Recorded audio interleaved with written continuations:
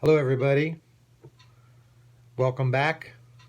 Nice to see you again, so to speak. I hope everybody had a safe and relaxing, and dare I say, fun spring break, such as it was. The purpose of this video, and I may separate it into two videos, um, is realistic fiction, the genre we're dealing with this week, and probably a little bit into next week with Wonder. I had you read Bridge to Terabithia first, so that's the book I want to talk about and go over some of the quiz questions dealing with the book. We can go over that and talk a little bit about that. There have been two movie versions of this book, one relatively recently. I don't know, though. Now that I think about it, it might be over 10 years old now, which I thought was pretty good. They mix live action with CGI effects and so on, and it's really kind of interesting. The acting's pretty good. You get a chance to see PETA before he became PETA. The actor's name escapes me at the minute. I'm bad with names. You're probably all screaming at the screen now, telling me the name of the character, or name of the actor, I should say. It's a pretty good version. Sometimes, if we have time in class, I show bits and pieces of it. We won't have time to do that, but you can watch it on your own anytime. And then there was one that came out like about, I don't know, 30 years ago. And I included clips of this version in your Blackboard file. It's god-awful. It's whenever I think of really awful adaptations of books, it's the first one that comes to my mind. And I included the couple of, well, the main scene where Jess finds out that she has passed away, and he goes through all the different stages of grief in like 30 seconds, and with very bad acting to add to it. So, if you want a good laugh, take a look at that. I wouldn't watch the whole movie because, like I say, it's awful. But that scene is so unintentionally funny. So, just a word to the wise, as my fifth grade teacher used to tell me. A couple of things, though, before we get to Bridge to Terabithia as an example of realistic fiction. I think I mentioned, and I know I did actually, I mentioned in passing, one of the great things about realistic fiction is that we don't really have a long list of criteria, but actually we kind of do.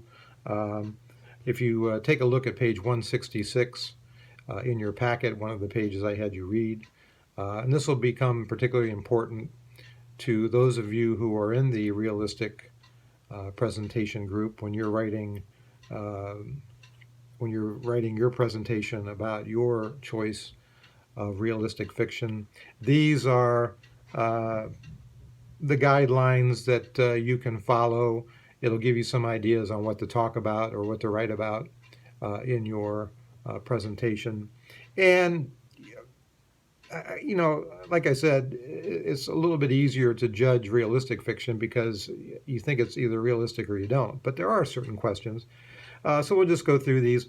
Does the book honestly portray the realities of life for today's children? I mean, that's the million-dollar question. And if you read the course of a book or see a movie or whatever that supposedly deals realistically with the lives of children, you ask yourself that question, and you kind of weigh the book, and you say to yourself, well, by and large, yes, it's realistic. There might have been a few things that kind of strain believability, as is true as probably any kind of literature, and particularly movies. Or you say, no, I mean, this is just, none of this stuff would have happened. It's the kids don't act the way kids do. Situation isn't realistic. The resolution isn't what would have happened in real life. Then you can make those criticisms too. I'm assuming that the people who are presenting realistic fiction will probably pick a book or a movie they think is really good and really is realistic. So where do you go from there? Well, you kind of answer that question. So how does the book? And by the way, I think I mentioned this like the very first week of class. When you go over these questions in the packet that I ripped off from a textbook, so you wouldn't have to buy a textbook, it always starts the question with does, but I always suggest add the word how does the book honestly portray. Then you can get to specific answers to that question. So I encourage you to do that. So how does the book honestly portray the realities of life for today's children? How does the book illuminate problems and issues of growing up in today's world? And to me, that's kind of two ways of asking the same question. How does the story transcend the contemporary setting and have universal implications? One of the things you run into with realistic fiction is a lot of these are contemporary stories. They're set in their particular time and place, and they're very realistic for the time that they came out.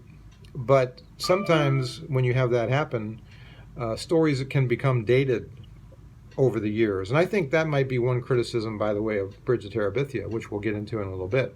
Some of the things that happen in that story, I just don't think could happen in 2020. And I'm talking particularly about his relationship with his teacher and the fact that they take this kind of impromptu field trip on a Saturday.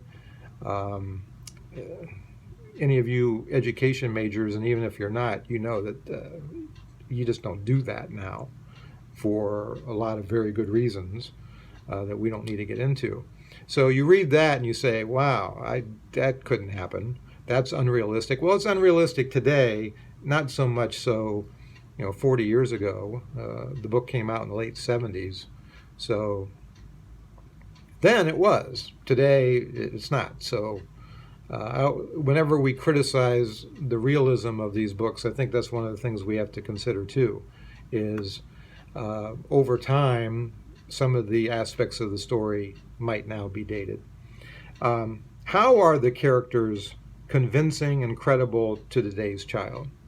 All right, so attempt to answer that question with examples and details. I think there are a lot of relatable characteristics that kids today could still see in themselves when they read about Jess, for example, and when they read about Leslie. It's a classic, fish out of water story in a way. She, comes from a different place. She's very different from the other kids, and she has to. It's the classic new kid in school situation that she has to deal with. A lot of kids can relate to that. Certainly, a lot of girls could relate to her. She's a tomboy of sorts, and tries to fit in, but also tries to be independent as well. And I think a lot of boys can relate to Jess. Maybe they have interests other than what they're expected to have, and maybe there's conflict there. We like to think in the last 40 years that both of their situations might be different now, and they might be more accepted for being different than perhaps they were back then. That's